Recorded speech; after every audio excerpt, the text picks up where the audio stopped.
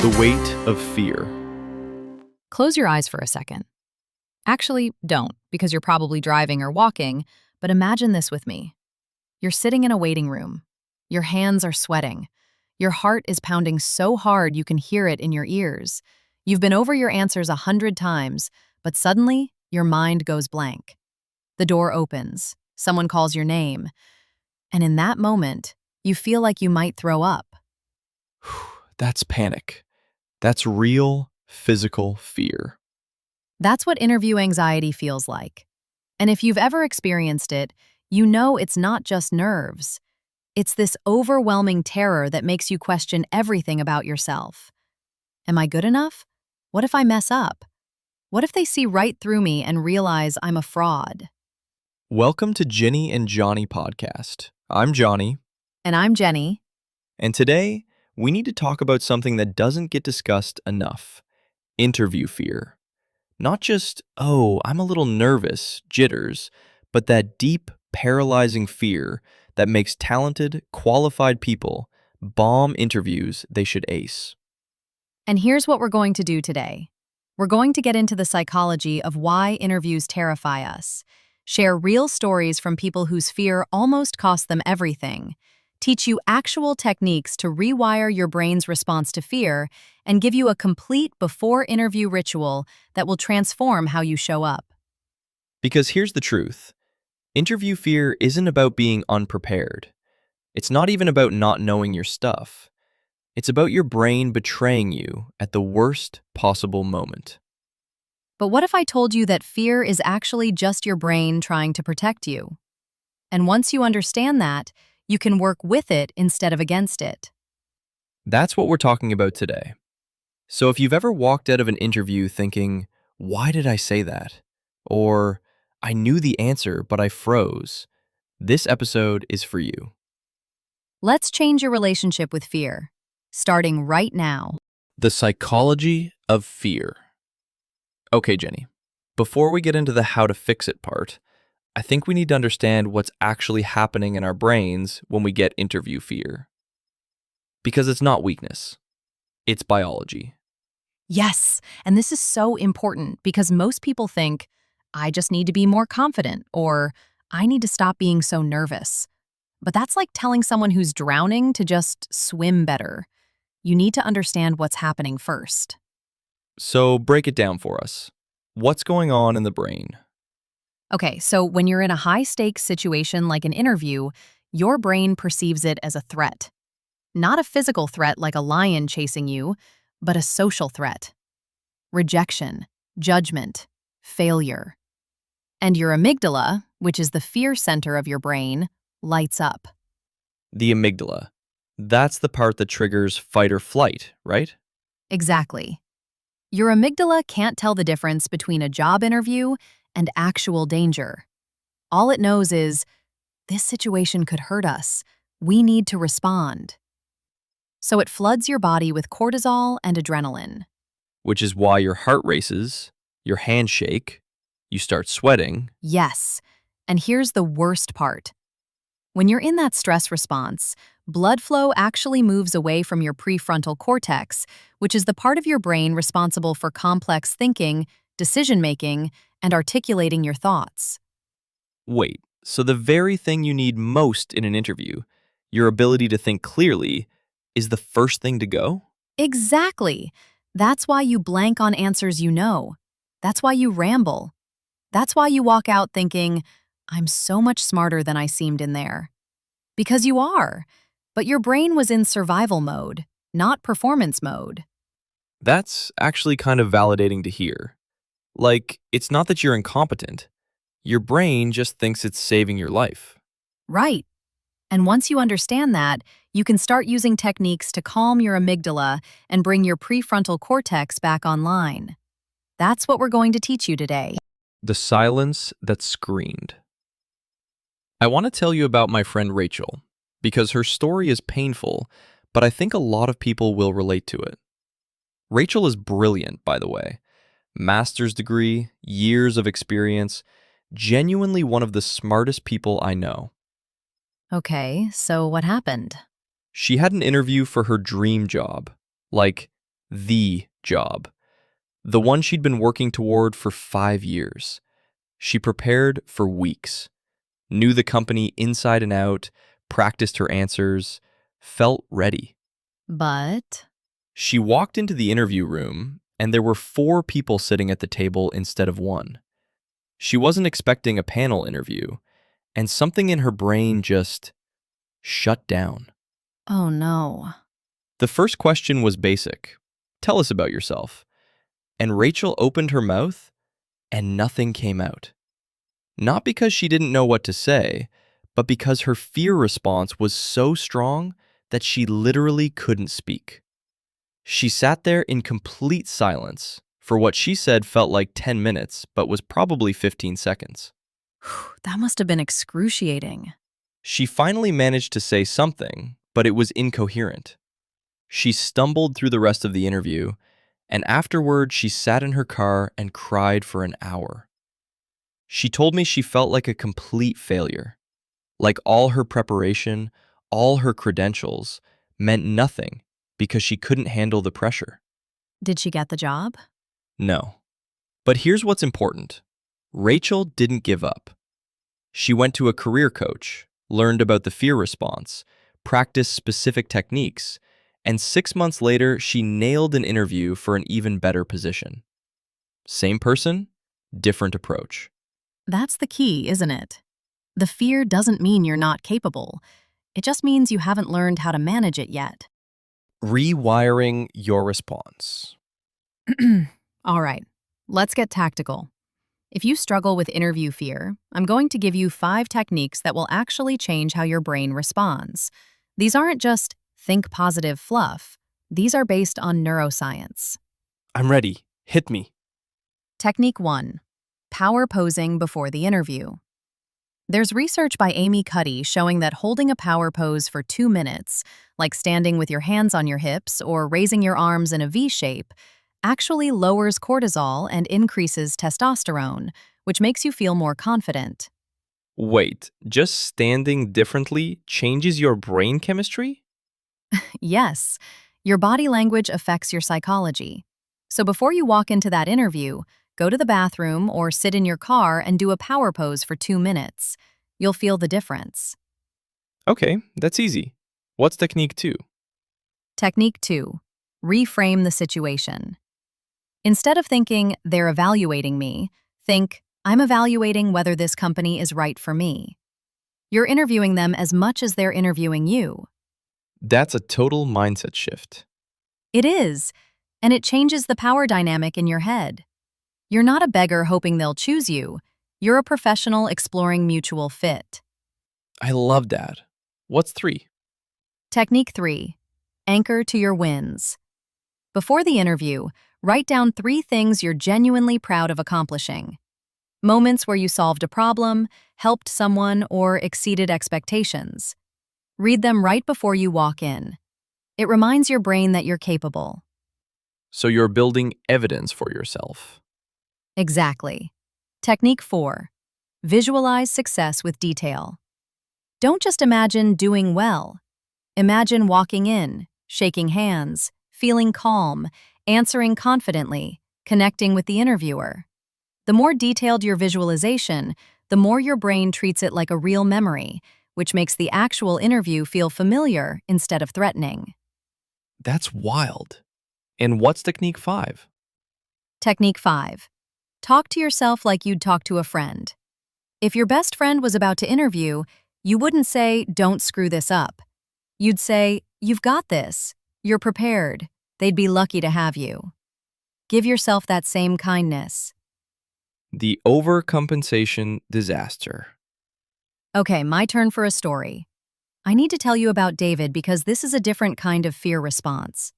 David was terrified of seeming nervous, so he overcompensated by trying to be super confident, like aggressively confident. Oh no, where is this going? He walked into an interview and tried to project this alpha energy.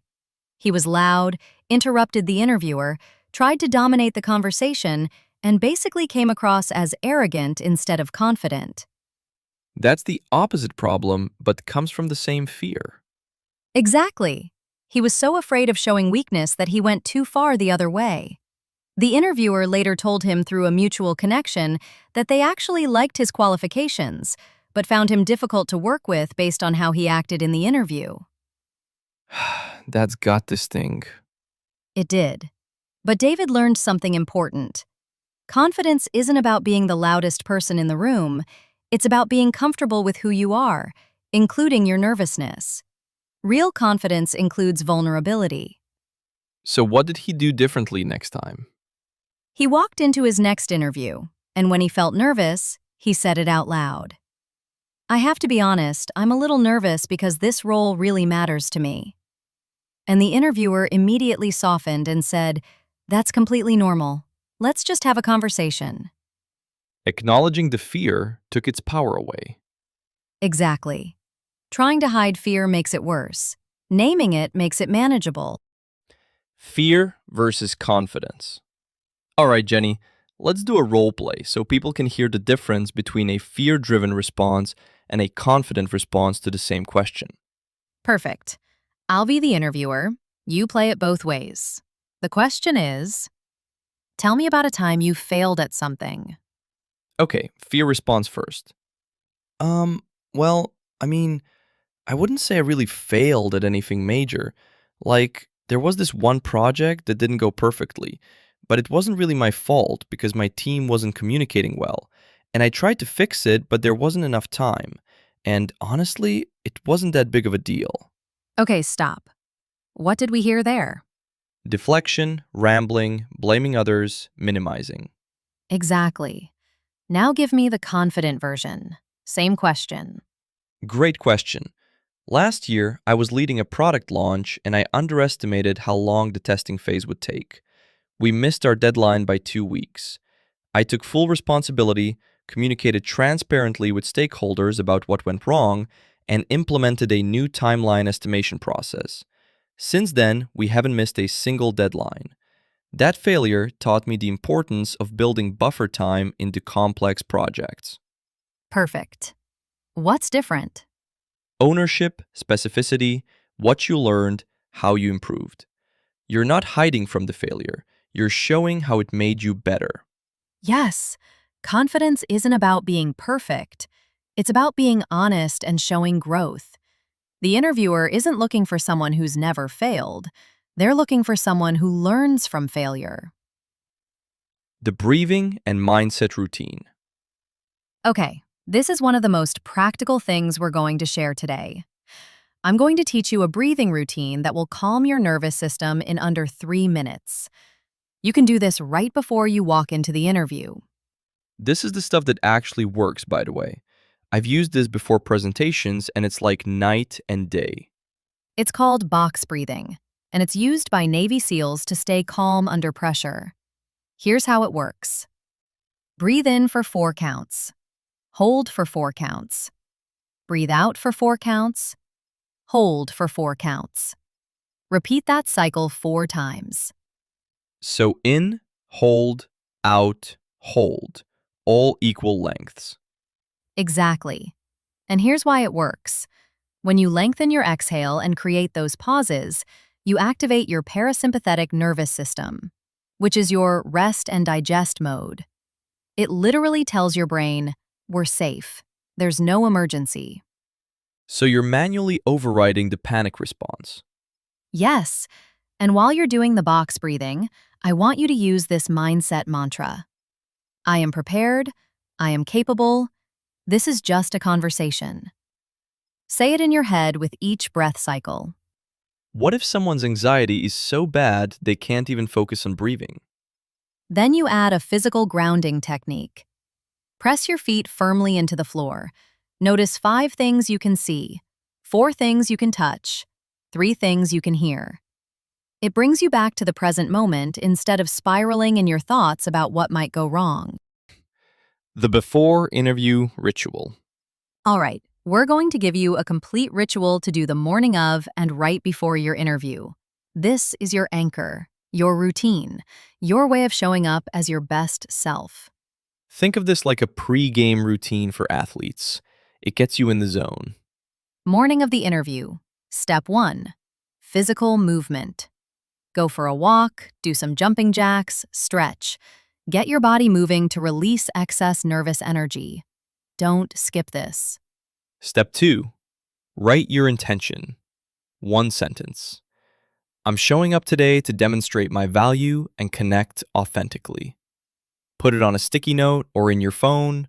Read it 3 times. Step 3. Eat something with protein. Not sugar, not caffeine overload. Your brain needs steady energy, not a spike and crash. Think eggs, nuts, yogurt. Step 4. Review your wins list. Those 3 accomplishments we talked about earlier. Remind yourself who you are when you're at your best. Step 4. Review your wins list. Those 3 accomplishments we talked about earlier. Remind yourself who you are when you're at your best. 30 minutes before the interview. Step 5. Arrive early, but don't go in yet. Sit in your car or find a quiet spot. This is when you do your box breathing and power pose. Step 6. Smile. Literally, practice smiling for 10 seconds. It sounds silly, but it actually releases endorphins and makes your voice sound warmer when you speak. And final step, right before you walk in. Remember, this is a two-way conversation. You're a person talking to another person about whether you can help solve their problems. That's it. Not life or death, just a conversation. Okay, rapid fire segment. Jenny's going to throw common interview fear questions at me, and I'm going to give quick, practical answers. What if my mind goes blank in the middle of answering? Pause, smile, and say, let me think about that for a second. Silence is okay. It shows you're thoughtful. Then rephrase the question back to them to buy yourself time. So, you're asking about how I handle conflict. Great question. What if I start rambling because I'm nervous? Have an exit sentence ready. But to bring it back to your question, or the short answer is, and then wrap it up.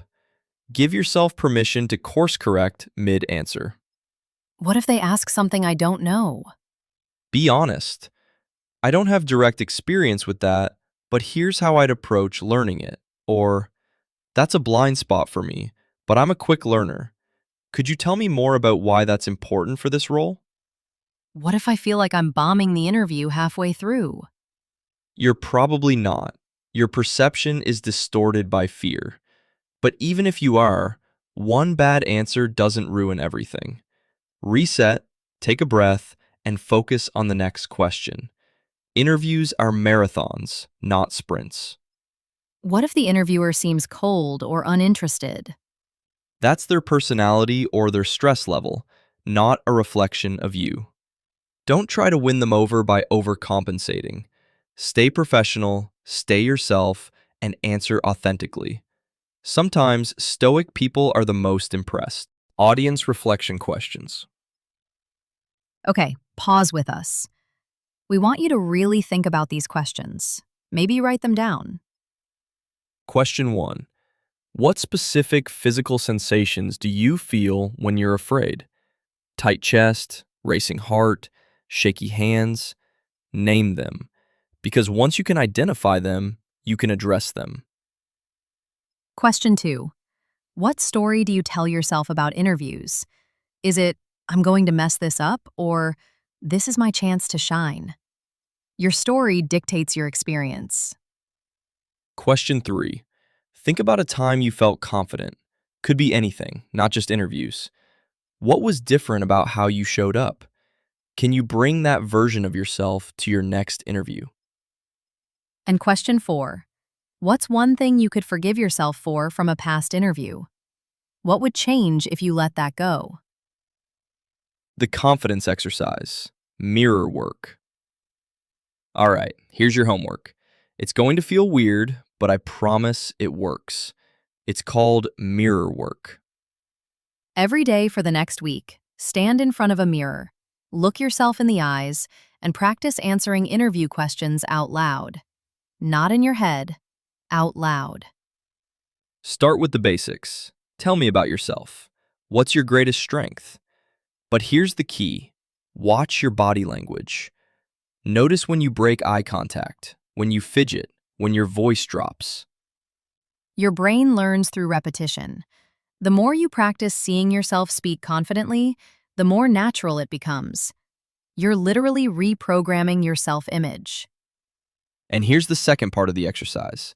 After each practice answer, give yourself one genuine compliment. That was clear. I made good eye contact. I sounded knowledgeable. Reinforce the positive. Do this every single day. 5 minutes. That's all it takes. And by the time your interview comes, you've already seen yourself succeed dozens of times. The transformation. We're coming to the end, and I need to tell you something. Fear doesn't disqualify you. It doesn't make you weak. It doesn't mean you're not ready. Fear means you care. It means this matters to you. And that's actually beautiful. But here's what I want you to understand. You have more control over fear than you think. You can't eliminate it completely, and you shouldn't try to, but you can learn to walk with it. You can say, yes, I'm scared, and I'm doing this anyway. Every single person who seems confident in interviews, they're not fearless. They've just learned how to manage fear. They've practiced. They've failed. They've gotten back up. And now they know that fear is just information, not a stop sign. The techniques we gave you today, the breathing, the power posing, the reframing, the ritual, these aren't just tips. They're tools to change your relationship with fear, to stop seeing it as your enemy and start seeing it as your brain trying to help you, even if it's misguided. And here's the truth that's going to set you free. The interview is not the destination. It's just one conversation in a long career of conversations. Whether you get this job or the next one or the one after that, you're still growing. You're still learning. You're still becoming. So the next time you walk into an interview room, I want you to remember something. You're not just a candidate. You're a person with value, with skills, with a story that matters. And the right opportunity will see that. Your fear doesn't define you. How you show up despite your fear, that's what defines you. We believe in you. And more importantly, we want you to believe in yourself. Not in some fake, forced way, but in a real, grounded way that says, I'm not perfect, but I'm worthy of this opportunity.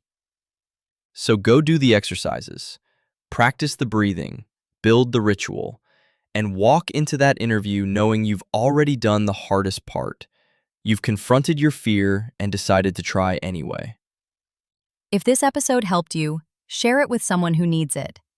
Share it with your friend who's been putting off applying because they're terrified of interviews. Share it with anyone who needs permission to be scared and brave at the same time. Thank you for being here. Thank you for trusting us with your time and your fear. This is Jennie and Johnny Podcast. Until next time. Remember, feel the fear, do it anyway, and watch yourself transform. You've got this.